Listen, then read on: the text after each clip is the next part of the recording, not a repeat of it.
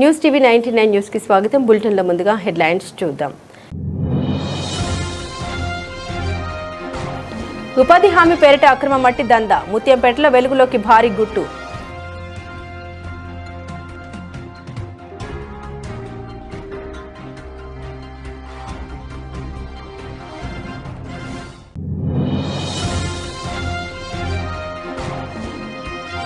Cooption సభ్యులుగా ఎన్నికైన 4 సభ్యులకు అభినందన తెలిపిన గౌరవ మునుగోడు శాసనసభ్యులు కోమటిరెడ్డి రాజగోపాల్ రెడ్డి.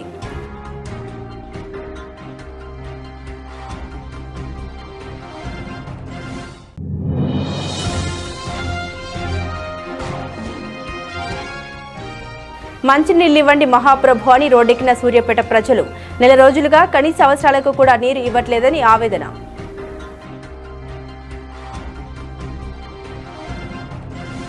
యాదాద్రి భువనగిరి జిల్లా వలిగొండ మండల పరిధిలోని నాతల్లాగూడెం గ్రామంలో బుధవారం శ్రీ శ్రీ శీతల పరమేశ్వరి బొడ్రాయి పునఃప్రతిష్ఠ మహోత్సవ కార్యక్రమం గ్రామ పెద్దల ఆధ్వర్యంలో ఘనంగా నిర్వహించారు.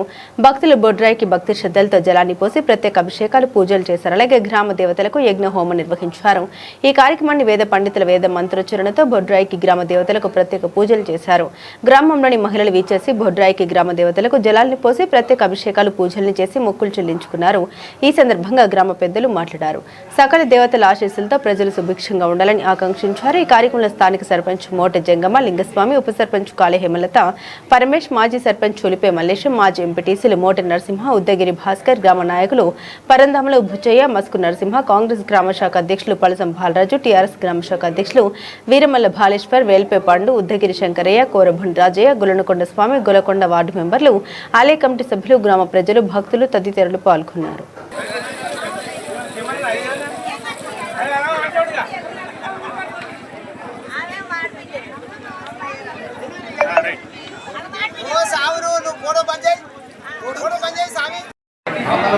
గ్రామంలో పునఃప్రతిష్ఠ కార్యక్రమాన్ని నాతలగూడెంలో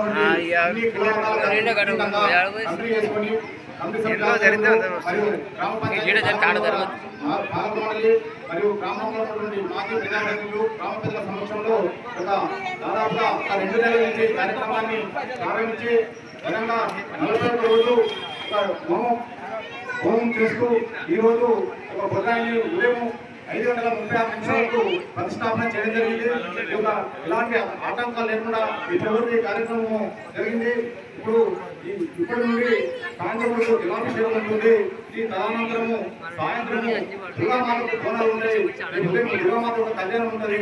ఈ కార్యక్రమానికి గ్రామ ప్రజలందరూ కూడా ఇప్పటివరకు సహకరించారు.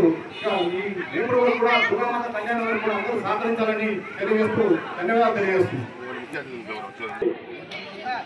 ఈ కార్యక్రమానికి రేపు ఉదయం దుర్గమాత కళ్యాణానికి స్థానిక శాసనసభ్యులు అనిల్ కుమార్ రెడ్డి గారు మరియు మాజీ శాసనసభ్యులు పైలే శంకరెడ్డి గారు మరియు అదేవిధంగా ప్రభుత్వ ఆలయ శాసనసభ్యులు పీలయ్య గారు వస్తున్నారు. వీళ్ళందరూ కూడా కమిటీ తరఫున అదేవిధంగా పాల్గొన్న తరఫున స్వాగతించి వారికి అందుబాటులో ఉంటామని తెలియజేస్తున్నాం. వికారాబాద్ జిల్లా దుద్యాల మండలం కుదురుమల్ల గ్రామంలో సర్పంచ్ రామ్ వరపు లాలప్ప ఆధ్వర్యంలో నూతన గ్రామ పంచాయతీ భవనానికి శంకుస్థాపన చేశారు. 30 లక్షలతో గ్రామ పంచాయతీ భవనానికి శంకుస్థాపన చేయడం జరిగిందని సర్పంచ్ వివరించారు. అదేవిధంగా డ్వాక్రా భవన నిర్మాణానికి 30 లక్షలతో నిర్మిస్తున్న భవనాన్ని సర్పంచ్తో పాటు స్థానిక నాయకులు పరిశీలన చేశారు. అనంతరం సర్పంచ్ మాట్లాడారు. గ్రామీణ అభివృద్ధిలో భాగంగా ప్రతి గ్రామంలో అవసరమైన మౌలిక సదుపాయాలను కల్పించడం ప్రభుత్వ లక్ష్యమని తెలిపారు. గ్రామ పంచాయతీ భవన నిర్మాణం ద్వారా ప్రజలకు పరిపాలన సేవలు మరింత సులభంగా అందుతాయని పేర్కొన్నారు. ఈ కార్యక్రమంలో కార్యదర్శి రాధా, సంఘాయిపల్లి సర్పంచ్ వెంకటయ్య, ఉప సర్పంచ్ లక్ష్మి, శ్రీనివాస్ రెడ్డి, సభ్యులు, పలు గ్రామాల ప్రజాప్రతినిధులు తదితరులు పాల్గొన్నారు.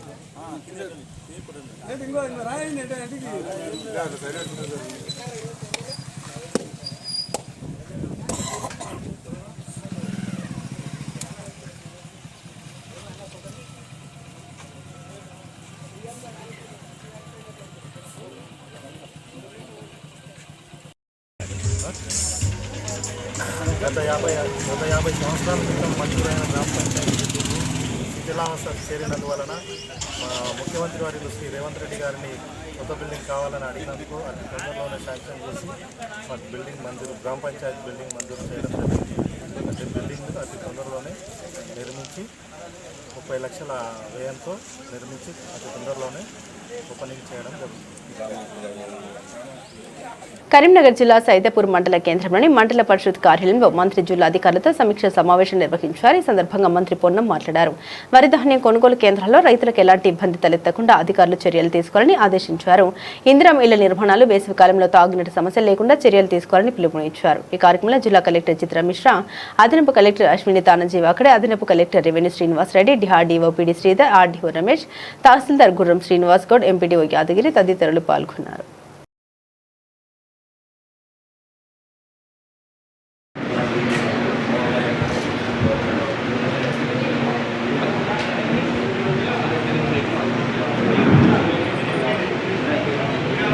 పాజిటివ్ ఉండదు, మన దాంట్లో కొంత ప్రొయాక్టివ్ ఉండడం అవసరం ఉంటుంది. Drinking water measure issue, sanitary works కావచ్చు, స్కూల్ హెల్త్ పెట్టడము, హెల్త్ క్యాంప్స్, లేదా ప్లాంటేషన్ వరకు ఇప్పుడు సోషల్ యాక్టివిటీ.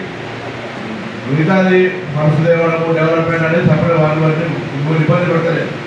శాంక్షన్ అయినటువంటి లేకపోతే సోషల్గా చేయాల్సిన వాటి మీద కొంత ప్రొయాక్టివ్గా ఉన్నామని చెప్పి మాత్రం కోరుతా ఉన్నా. దయచేసి ఇష్యూ ఉంటే మీరు ఎవరు విధానం చేయకపోతే పై దృష్టికి తీస్తే దాని ఎట్లన్నా కొంత ఫండ్స్ ఖర్చు అయినా మంచిది, దాని కొంత తెప్పించే ప్రయత్నం చేస్తాం.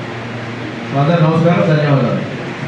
పెట్రోల్ డీజిల్ కొరతను నివారించాలంటూ సిపిఐ పార్టీ ఆధ్వర్యంలో మహబూబాబాద్ జిల్లా కేంద్రంలో ద్విచక్ర వాహనాలు నడిపించుకుంటూ ప్రదర్శన నిర్వహించి పెట్రోల్ బంకుల ఎదుట పార్టీ శ్రేణులు ఆందోళన నిర్వహించారు. కేంద్ర రాష్ట్ర ప్రభుత్వాలకు వ్యతిరేకంగా నినాదాలు చేశారు.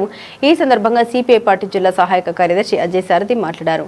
పెట్రోలియం ఉత్పత్తుల కొరత నివారించి ధరల పెరుగుదల భయాన్ని తొలగించాలని ప్రభుత్వాన్ని డిమాండ్ చేశారు. చమురు కంపెనీల నుండి సక్రమంగా సరఫరా చేయకపోవడంతో బంకులు మూసివేయడంపై ఆగ్రహం వ్యక్తం చేశారు. చమురు కంపెనీలో అధికారులు పెట్రోల్ కొరత లేదని బకాయిస్తూ తమ వైఫల్యాన్ని కప్పిపుచ్చుకుంటున్నారని ధ్వజమెత్తారు. నష్టాల పేరుతో చమురు కంపెనీలు సరఫరా తగ్గించి కృత్రిమ కొరత సృష్టిస్తున్నారని ఆరోపించారు. డీజిల్ కొరతతో రవాణా వ్యవస్థ, వ్యవసాయ రంగం పనులు నిలిచిపోయాయని, పట్టణంలో పారిశుద్ధ్యం పడకేసిందని ఆవేదన చెందారు. మైబాద్ జిల్లా కేంద్రంతో పాటు మరి ఎక్కడ చూసినా కూడా పెట్రోల్ బంకుల లోపల పెట్రోలు, డీజిల్ నో స్టాక్ బోర్డులు పెట్టడం జరుగుతుంది ఆ బంకుల వద్ద.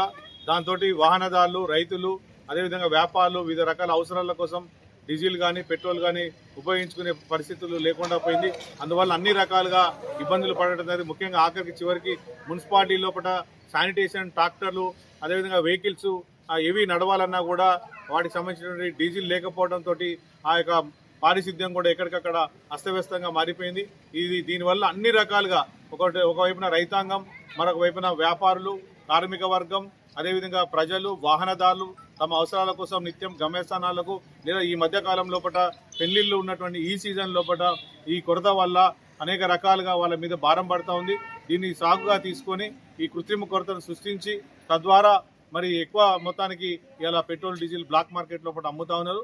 ముఖ్యంగా పెద్ద పెద్ద ఆయిల్ కంపెనీలు, ఈ దేశంలో ఉన్న బడా కార్పొరేట్ ఆయిల్ కంపెనీలు అన్ని కూడా కలిసి గుండుగుత్తగా మరి అతి త్వరలో మరింత పెట్రోల్, డీజిల్ బాధుడు భారం మోపడం కోసం ఈ కుటిల ప్రయత్నం చేస్తామని చెప్పి వార్తలు వస్తున్నప్పటికీ కూడా రాష్ట్ర ప్రభుత్వం కానీ, కేంద్ర ప్రభుత్వం కానీ, ఈ యొక్క సంబంధించిన పౌర సరఫరాల విభాగం కానీ ఎలాంటి చర్యలు తీసుకోకపోవడంతో ఇవాళ ఎక్కడికక్కడ వాహనదారులు, అదేవిధంగా రైతులు, వ్యాపారులు, ఇతర వర్గాల ప్రజలు తమ అవసరాల కోసం వచ్చిన వాళ్ళని కూడా చాలా ఇబ్బందులు పడుతూ ఉన్నారు. అదేవిధంగా వర్షాకాల సీజన్ కూడా రాబోతా ఉన్నది, దుక్కులు దున్నుతారు.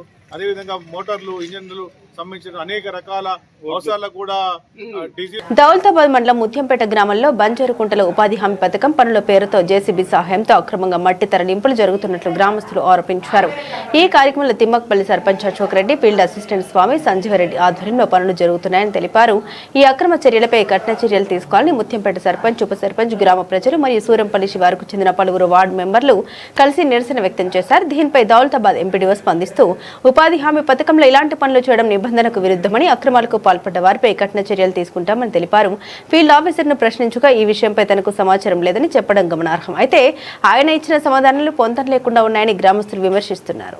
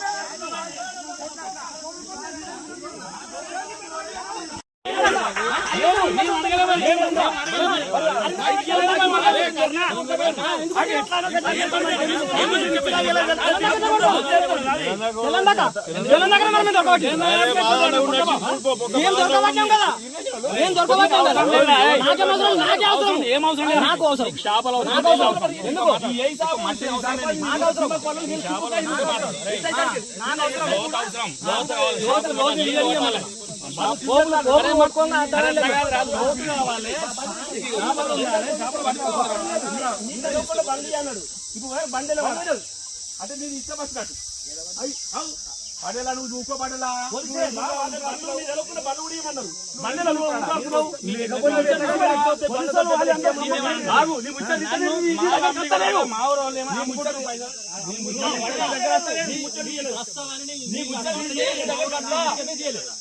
నీ గురించి ఏం చేస్తారు నీ ముచ్చట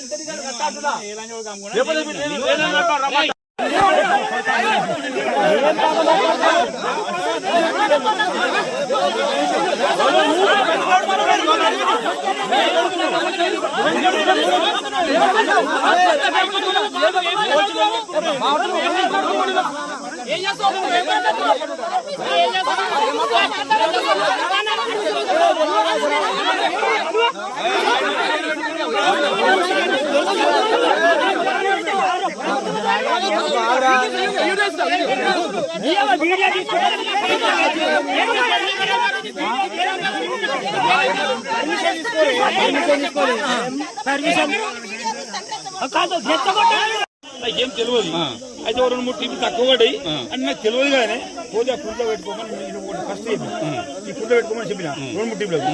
రెండోది ఈ ఫీల్డ్ అసిస్టెంట్ మా ఊరోళ్ళు పూలు సరిగా పడతలేవు జేసీ పడ పెట్టాడు. అరే నేను అడిగిన నేను అడిగిన పెడితే నాకు అర్థం కాదు కానీ వాళ్ళు పడకపోతే వాళ్ళకి 300 రూపాయల కూలి పడకపోతే బాగుండదు అని నేను ఫీల్డ్ అసిస్టెంట్ ఖండించిన. 300 రూపాయలు ఖచ్చితంగా పడాలి. ఇవాళకి 60-70 రూపాయలు పడేయట, ఇప్పుడు 300 రూపాయలు పడాలి ఇట్లా చెప్పిన. ఎంపీడీ సత్తు ఫోన్ చేయించింది ఫీల్డ్ అసిస్టెంట్.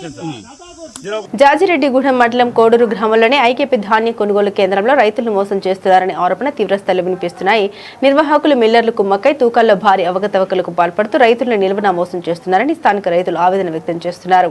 ఈ ఘటనపై అధికారులు వెంటనే స్పందించి పూర్తి స్థాయిలో విచారణ జరిపి రైతులకు న్యాయం చేయాలని వారు కోరుతున్నారు.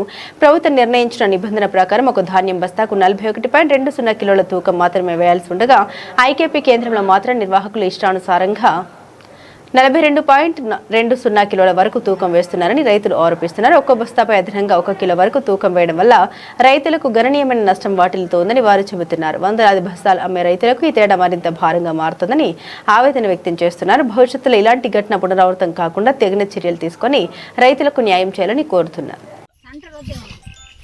జాజిరెడ్డిగూడెం మండలం కోడూరు గ్రామం. మేము ఐపీకే కోడూరు గ్రామంలో ఐపీకే సెంటర్లో ఒడ్డు పోసినాం. మ్యాచర్ అన్నారు ఫస్ట్. మ్యాచర్ చూసినాక మళ్ళీ పట్టాలన్నారు. కొంతమంది పట్టినాక వేసిరు. మళ్ళీ ఆడ షార్టేజ్ అన్నారు. మళ్ళీ ఏం చేసిరు, బస్తకు 41 కిలో 200 అని ఫస్ట్ కాంటాలో పెట్టుకురు. తర్వాత పట్టకుంట 42 కేజీలు, ఒక బస్తాకి 42 కేజీలు, ఒక బస్తాకి 42 కేజీలు అయితే మిల్లోళ్ళు ఒప్పుకుర్రు, మేము దింపుతాం, అట్లయితే దింపుతాం, పట్టకుండా పర్లేదన్నారు. మ్యాచర్ చూసి ఎత్తుతామన్నారు. మ్యాచర్ చూసి వేస్తానని చెప్పి మ్యాచర్ లేని కూడా ఎత్తుతారు.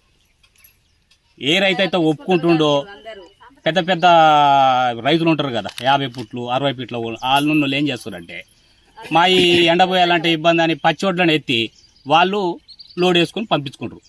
చిన్న చిన్న రైతులు ఉన్నారు కదా, సన్నకారు రైతులు, 5 ఫుట్లు 10 ఫుట్లు ఉన్న రైతులు బలైపోతారు. వాళ్ళ ఏడ బండ పెడుతుర్రు, పెద్ద రైతులు ఎత్తుతారు. ఇది చాలా దురదృష్టం. ఎందుకంటే సీరియల్ ప్రకారం కూడా లేదు, మ్యాచర్ ఒకటి లేదు.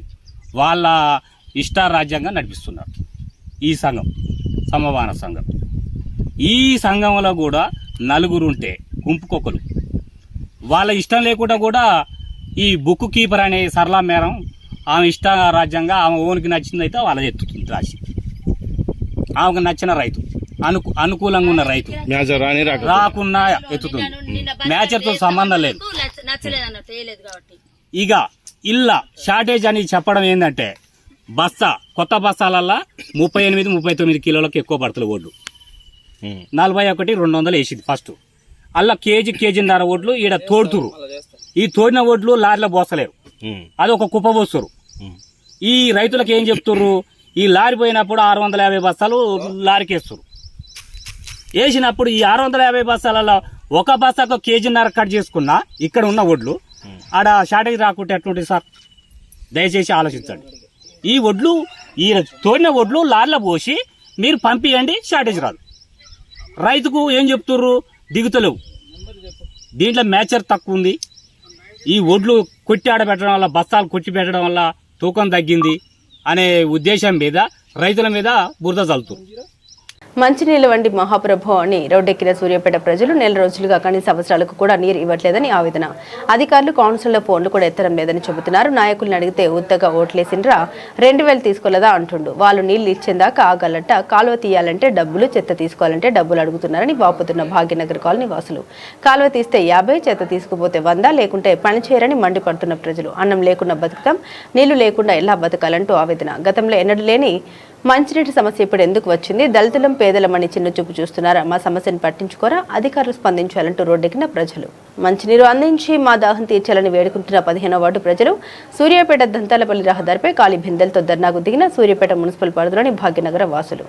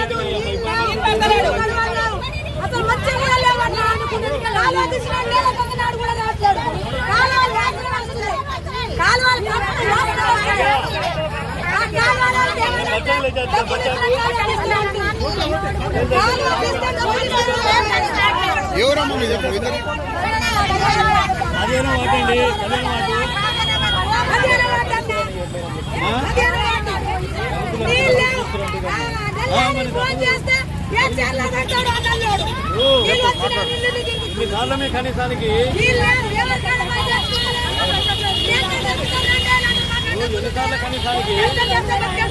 మంచిగా చెప్తున్నా కూడా కనీసానికి ఒక రోడ్డు కనీసానికి పట్టించుకోవటం లేదు. నీళ్లు లేక మీ కనీసం ట్రాక్టర్లతో కూడా సంపాదన చేయడం లేదు. వీడియో తీస్తుంటే ట్రాక్టర్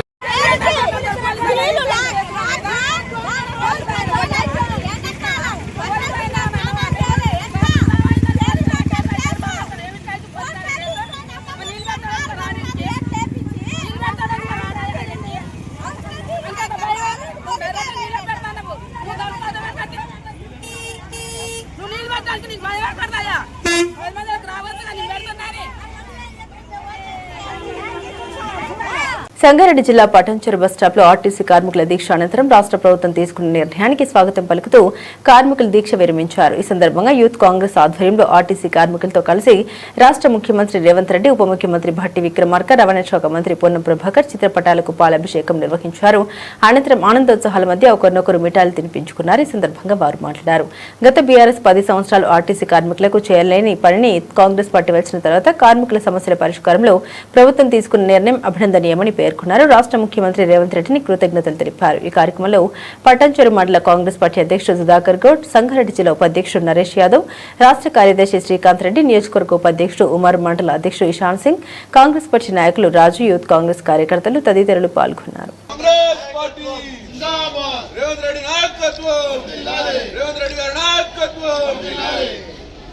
బస్టాండ్లో యువజన కాంగ్రెస్ ఆధ్వర్యంలో ఆర్టీసీ సమ్మె విరమించుకున్నందుకు ఆ ప్రోగ్రాం యొక్క పురస్కరించుకొని ఈరోజు పటాన్చెరు బస్టాప్లో సీఎం రేవంత్ రెడ్డి గారికి, అలాగే రవాణా శాఖ మంత్రి పొన్నం ప్రభాకర్ గారికి, ఉప ముఖ్యమంత్రి భట్టి విక్రమార్కి ఫోటోలకు పాలాభిషేకం చేసి మిఠాయిలు పంచడం జరిగింది.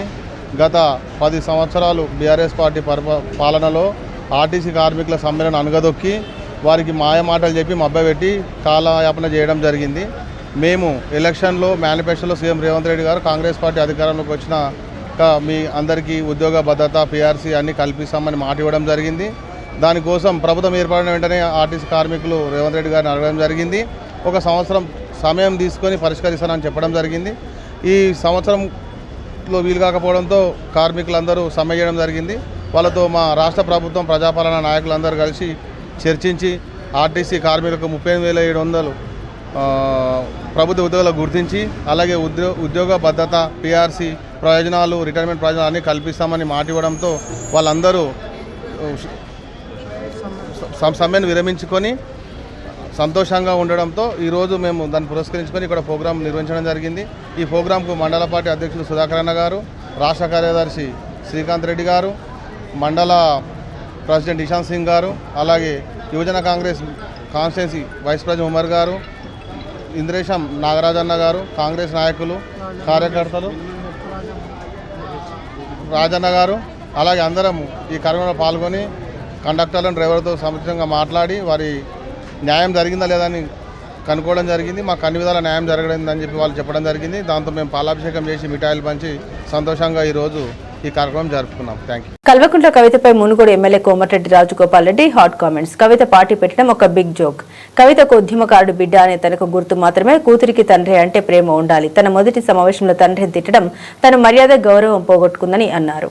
కాంగ్రెస్ పార్టీ అధిష్టానం ఏ నిర్ణయం తీసుకుంటుందో, గతంలో నాకు కాంగ్రెస్ పార్టీ హామీ ఇచ్చింది కాబట్టి ఒకవేళ అవకాశం వస్తే కాంగ్రెస్ పార్టీ అధిష్టానం ఇస్తే తప్పకుండా ఈ ప్రాంత ప్రజలకు, మునుగోడు నియోజకవర్గ ప్రజలకు, తెలంగాణ రాష్ట్ర ప్రజలకు నిజాయితీగా రాహుల్ గాంధీ గారి నాయకత్వంలో, ముఖ్యమంత్రి రేవంత్ రెడ్డి గారి నాయకత్వంలో ఈ ప్రాంత అభివృద్ధికి, పార్టీ కొరకు, ప్రభుత్వం మంచి పేరు తెచ్చే విధంగా ఈ ప్రజల కోసం పనిచేస్తాను.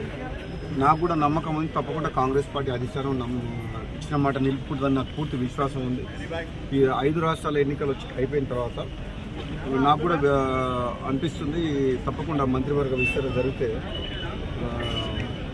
అధిష్టానం నా విషయంలో తప్పకుండా సీరియస్గా ఆలోచించి నిర్ణయం తీసుకుంటారని చెప్పి నేను అనుకుంటున్నాను. కేంద్ర ప్రభుత్వం వైఫల్యంతో ఇంధన కొరత ఏమైనా ఏర్పడుతుంది రాష్ట్రంలో? కేంద్ర ప్రభుత్వం ఏం చేస్తుంది? అక్కడ ఇరాన్, అమెరికా కొట్లాడుకుంటే డెఫినెట్గా ప్రపంచంలో ఎక్కడ యుద్ధమైనా సరే మనం ప్రపంచ దేశాల మీద ఎటువంటి ముడి సరుకుల మీద ఆధారపడ్డప్పుడు ఆ యుద్ధ ప్రభావం అనేది భారతదేశం మీద ఉంటుంది. కాబట్టి డెఫినెట్గా మనకు ఇప్పుడు డీజిల్ కొరత, పెట్రోల్ కొరత ఉన్నది.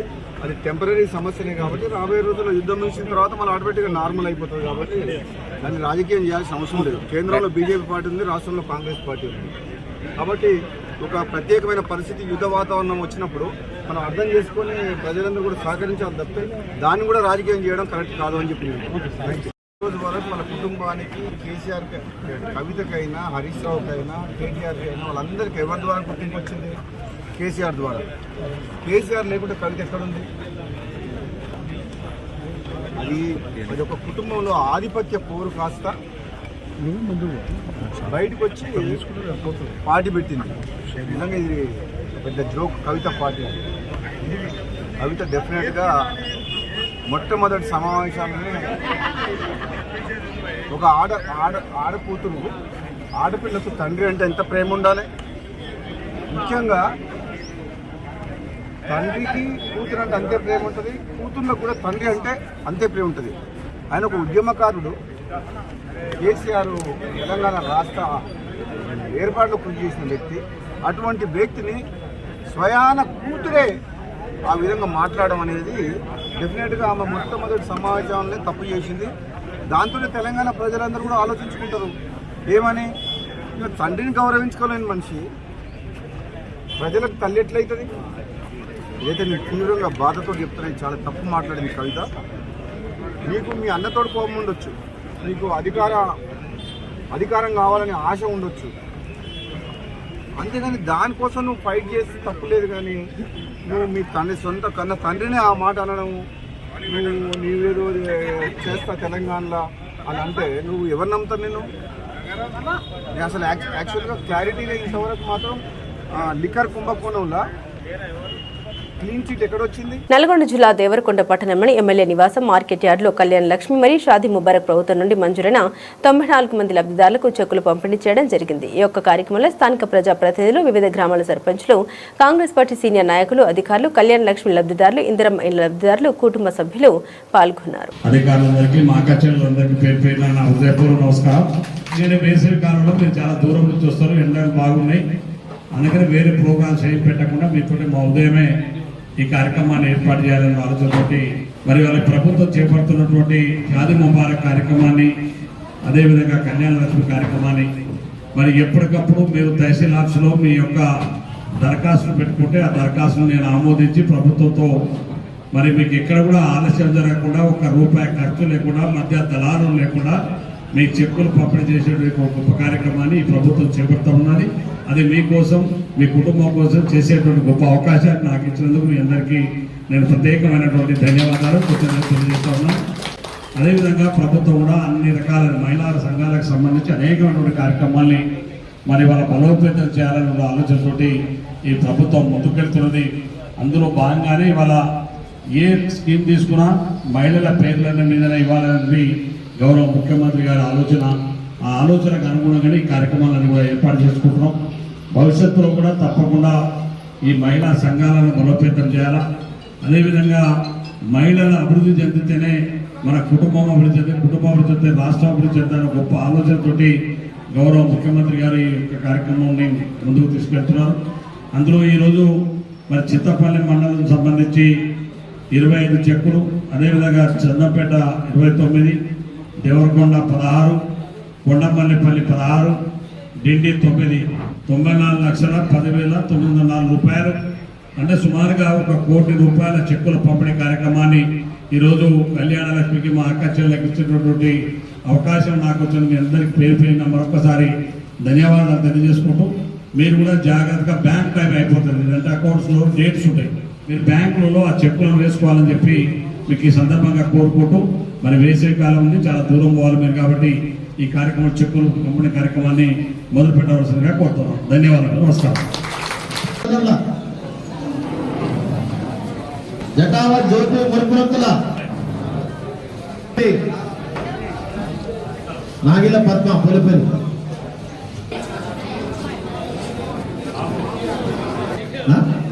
పూలపల్లి రేకులగడ్డ,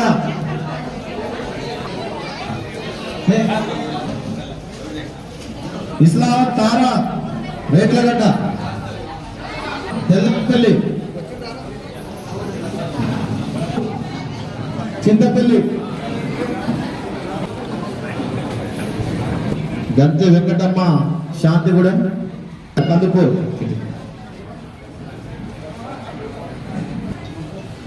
పద్మగారు పేపలత చెరుకుపల్లి. బులెటిన్ ముగించే ముందు హెడ్లైన్స్ మరోసారి. ఉపాధి హామీ పేరిట అక్రమ మట్టి దందా, ముత్యంపేటలో వెలుగులోకి భారీ గుట్టు.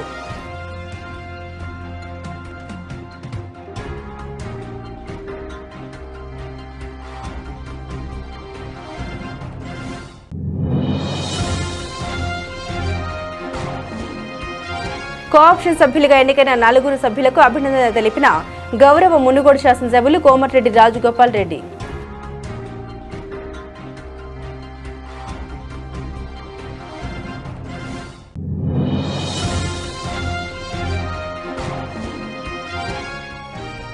మంచినీళ్ళు ఇవ్వండి మహాప్రభు అని రోడ్డెక్కిన సూర్యాపేట ప్రజలు.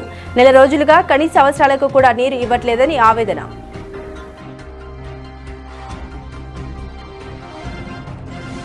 ఇవి బులెటిన్లోని విశేషాలు. తిరిగి మరో బులెటిన్తో మళ్ళీ కలుసుకుందాం. అంతవరకు సెలవు, నమస్కారం.